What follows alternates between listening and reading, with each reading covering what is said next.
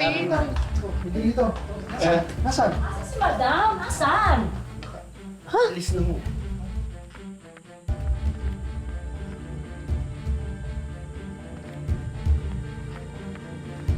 Nay Alma, si Elias po. Totoo ba talaga pumunta dito si Presidente? May nakakita ko kay Elias sa Madam President na magkasama sila. Totoo ba yun? Ano pa kayo nila kay Elias?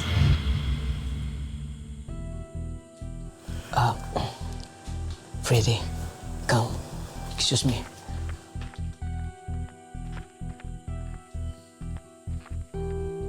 Patay. Kumakalat na yung balita.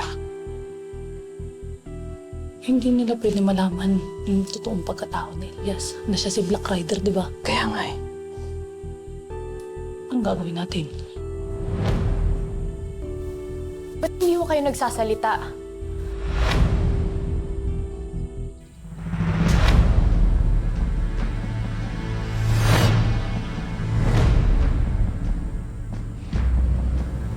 Kaya nga, Takot talaga tayo.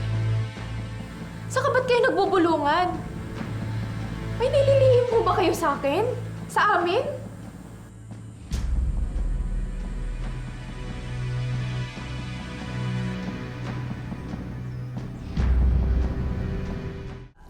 Ano, Nympha, ang bilis ng pangyayari. Kami rin naguguluhan eh. Kami, gulong-gulo rin kami.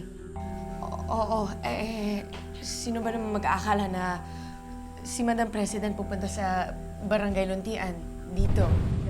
Swerte-swerte nyo. Nakita nyo si Madam. Sayang, hindi na natin siya inabutan. Nay Alma, hindi ho ordinaryong tao si Madam President. Siguradong ibig sabihin nun kaya siya napupunta dito kasi meron siyang kailangang gawin. Ano, Nympha? Ano ka ba? Siyempre kasi di ba bahay ito ni Mayor? Correct. Tsaka magkapartido sila. Oo. Yan lang yun. Nympha, isang ordinaryong delivery rider lang ang anak ko. Ano naman ang kinalaman niya sa usapin ng presidente? tama. Pa-selfie. Ano ba naman yan, Gina? Ayun pa ba iniisip mo ngayon? Sorry na. Sayang kasi. Nay Alma, may hindi ho ba kayo sinasabi sa amin? Sino ho ba talaga si Elias? Nympha, huwag kang mabibigla. Si Elias ay maraming kaibigan. Oo, marami siyang friend. Lagi. Friend.